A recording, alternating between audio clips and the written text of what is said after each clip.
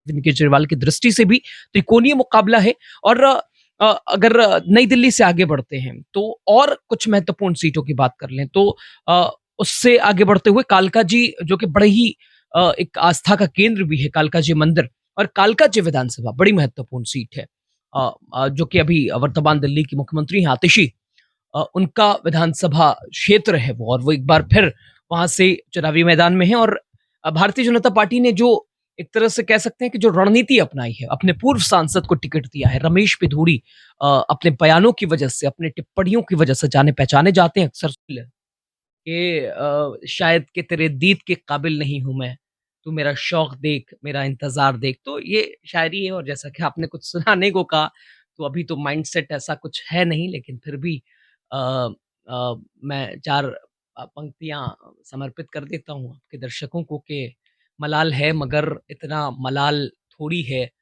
ये आँख रोने की शिद्दत से लाल थोड़ी है, मज़ा तो तब है कि हम हार कर भी हँसते रहें, हमेशा जीत ही जाना कमाल थोड़ी है। बहुत बहुत शुक्रिया हमारे चैनल से बात इस पॉलिटिकल पार्टीज के दरमियान भी कई घमासान चल रहे हैं और तमाम चीजें भी हैं। इस बीच हमारे साथ बात करने के लिए एक वरिष्ठ पत्रकार जो अ, राजनीति में रुचि रखकर बड़े ही एक तरीके से आपको कहा जाए कि कहते हैं ना कि बीज भी जानते हैं राजनीति का। तो इस बीच हमारे साथ बात करने के लिए मौजूद है यासूब रिजवी, जो एक जाने माने पत्रकार माने जाते हैं। बहुत बहुत स्वागत है सर हमारा। बहुत शुक्रिया आपका, आपने तमाम बिजी शेड्यूल के बीच समय निकाला और मुझे कैप्चर करा, बहुत शुक्रिया। तो इस बीच सर आपसे कुछ सवाल पूछने के लिए मौजूद हैं। दिल्ली का विधानसभा चुनाव कितना महत्वपूर्ण नजर आ रहा है? हाँ, देखिए देश का दिल है दिल्ली, और जहाँ कण-कण में राजनीति पनपती हो, वहाँ चुनाव से पहले ऐसे एनवायरनमेंट वातावरण नहीं दिखे तो फिर वही बात है, कैसा माहौल दिखेगा।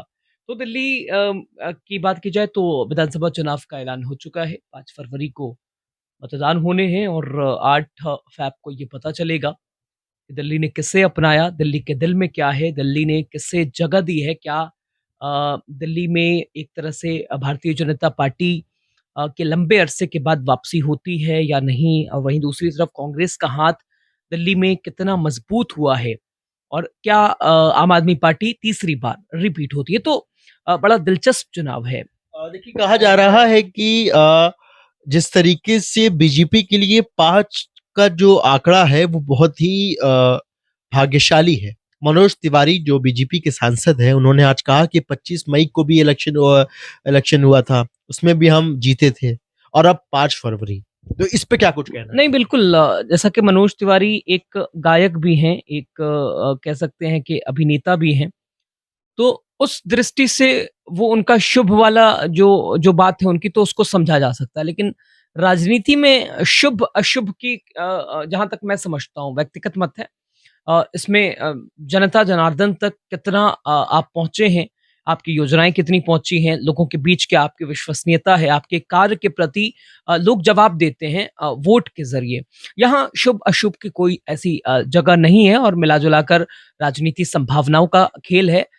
ये कहा ही नहीं जा सकता है। कहते हैं ना, कहावत है, ऊँट किस करवट बैठेगा, और राजनीति बिल्कुल वही है। कुछ नहीं कह सकते। हर पल क्या हो, कुछ तो कहा नहीं क्या जा लगता है सर आपको कौन सी महत्वपूर्ण सीटें हैं इस बार इलेक्शन में? देखिए, दिल्ली की तो यूँ तो 70 सीटें की अगर हम बात करें, तो कई महत्वपूर्ण सीटें हैं, और इसमें अगर सबसे महत्वपूर्ण सीटें, और उन 2 सीटों की भी हम बात करेंगे जो कि जिसने अगर ये 2 सीटें जीत ली, वो दिल्ली की सत्ता में काबिज़ रहा है। सबसे महत्वपूर्ण सीट दिल्ली के लिए जो कि नई दिल्ली विधानसभा, खुद अरविंद केजरीवाल 3 बार से नई दिल्ली में आम आदमी पार्टी ने अपनी जगह बनाई है, और अरविंद केजरीवाल एक बार फिर से वहाँ मजबूती से हुंकार भर रहे हैं। लेकिन उनके सामने अगर बातचीत की जाए तो भारतीय जनता पार्टी की ओर से प्रवेश वर्मा को मैदान में चुनावी रण में उतारा गया है, और वहीं कांग्रेस की बातचीत की जाए तो कांग्रेस की ओर से संदीप दीक्षित को मैदान में उतारा गया है, जिस वजह से मुकाबला बड़ा दिलचस्प हो गया है, आसान नहीं है। अरविंद केजरीवाल की दृष्टि से भी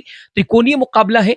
और अगर नई दिल्ली से आगे बढ़ते हैं तो और कुछ महत्वपूर्ण सीटों की बात कर लें तो उससे आगे बढ़ते हुए कालका जी जो कि बड़े ही एक आस्था का केंद्र भी है, कालका जी मंदिर और कालका जी विधानसभा बड़ी महत्वपूर्ण सीट है, जो कि अभी वर्तमान दिल्ली की मुख्यमंत्री हैं आतिशी, उनका विधानसभा क्षेत्र है वो, और वो एक बार फिर वहाँ से चुनावी मैदान में हैं। और भारतीय जनता पार्टी ने जो एक तरह से कह सकते हैं कि जो रणनीति अपनाई है, अपने पूर्व सांसद को टिकट दिया है, रमेश पिधूड़ी अपने बयानों की वजह से, अपने टिप्पणियों की वजह से जाने-पहचाने जाते हैं, अक्सर सुर्खियों में रहे हैं, तो उन्हें मैदान में उतारा है भारतीय जनता पार्टी ने। और रमेश पिधूड़ी मैदान में आते ही उन्होंने लगातार हमले पे हमले और अपने बयानों के ज़रिए उन्होंने, यानी कहा जाए, विवादों के घेरे में फिर एक बार दिखाई दिए हैं वो। और अगर तीसरी तरफ बातचीत की जाए तो कांग्रेस की ओर से भी अगर कालका जी सीट की बात की जाए तो एक वरिष्ठ नेता अलका लांबा के ऊपर कांग्रेस पार्टी ने भी विश्वास जताया है। तो आसान नहीं है आतिशी के लिए भी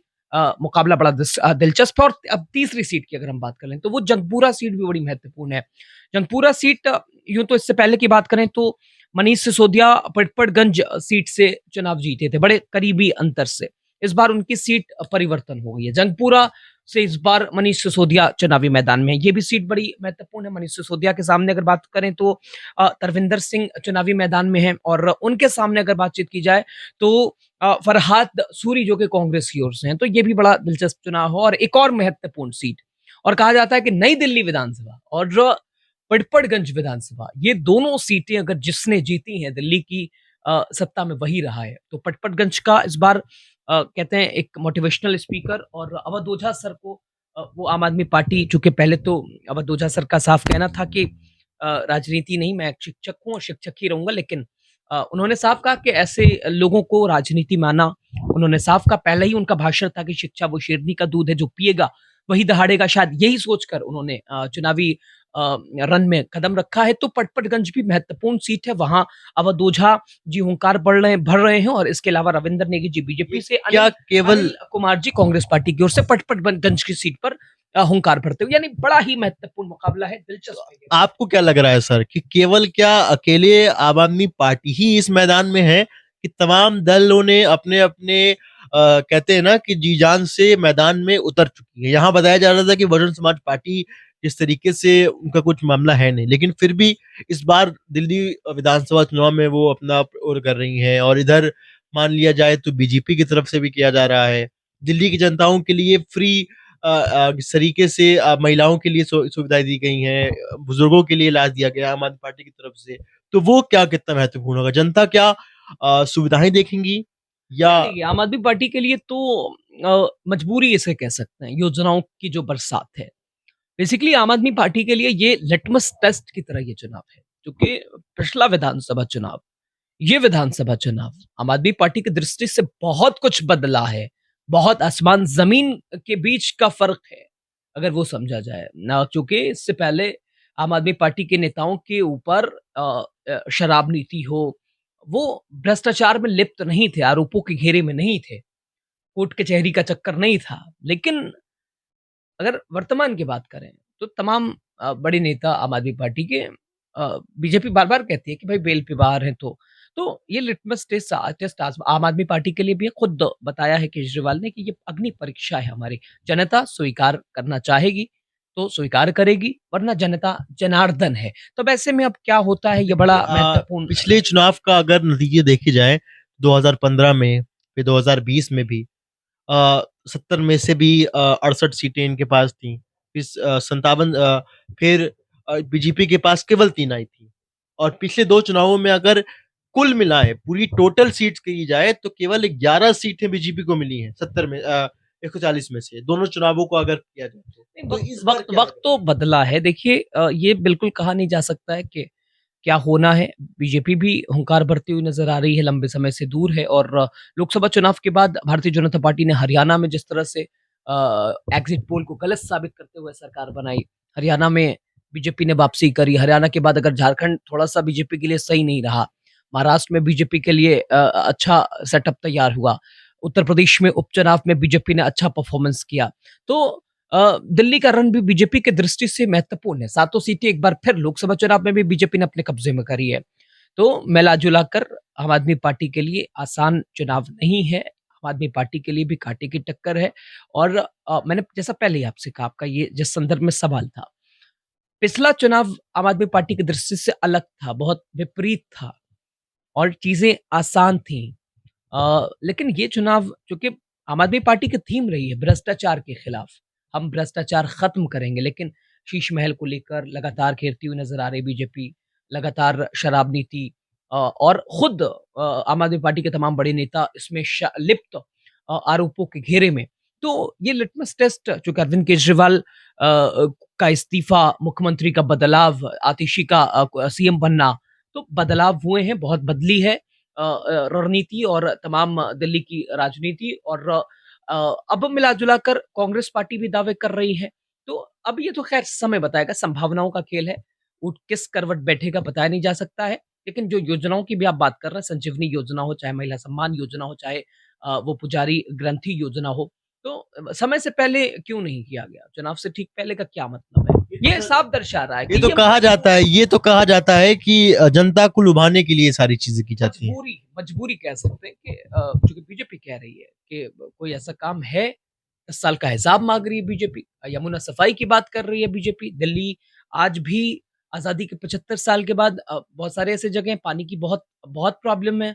बिजली की बात की जाए, इसके अलावा बहुत सारी ऐसी जगह है जहाँ मूलभूत सुविधाएँ नहीं हैं। तो एक तबका है जो कहता है कि भई आम आदमी पार्टी के अब दिन पूरे हो गए हैं, लेकिन कुछ कह नहीं सकते हैं। योजनाएँ हैं अभी पुजारियों के लिए अरविंद केजरीवाल ने 18,000 रुपए महीने का उन्होंने ऐलान कर दिया योजना। इसके अलावा महिलाओं के लिए बस फ्री कर ही दी है। संजीवनी योजना के तहत भी काफ़ी लाभ और इसके अलावा यानी महिलाओं के लिए जो 2100 रुपए 1000 से बढ़ा के 2100 रुपए, उस पे तो खैर अभी एलजी की ओर से जाँच का भी आदेश मिला-जुला कर योजनाएँ ही एक आम आदमी पार्टी के लिए फिलहाल भरोसा दिख रही है कि इसी सहारे एक बार फिर डगमगाती हुई आम आदमी पार्टी कोशिश में लगी हुई है। लेकिन अब इस मैदान में कौन किस पर भारी, सबकी है तैयारी, ये आने वाला समय तय करेगा। तो आपने देखिए जिस तरीके से उन्होंने बताया है, सर आपसे एक गुजारिश है कि आखिरी संदर्भ कहें या आखिरी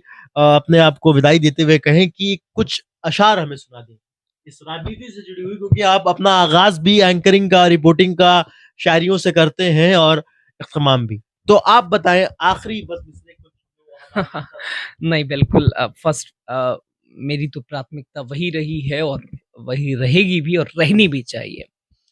शायरी एक ऐसी चीज़ है कि कम शब्दों में बड़ी से बड़ी बातें, वो वक़्त याद कीजिए जब सुषमा स्वराज ने सदन में ये पूछा था कि तू इधर-उधर की ना बात कर मनमोहन सिंह से भगवान प्रभु अपने श्री चरणों में स्थान प्रदान करें, आत्मा को शांति दें।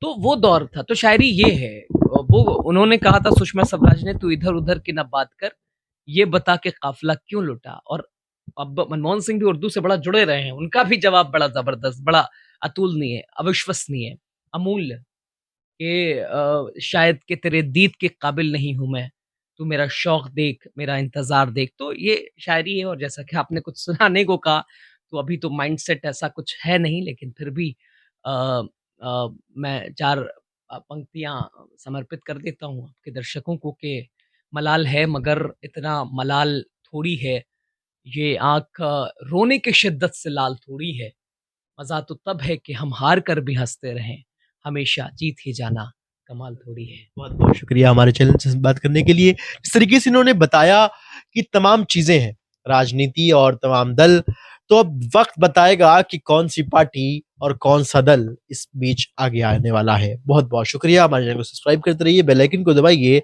और अपना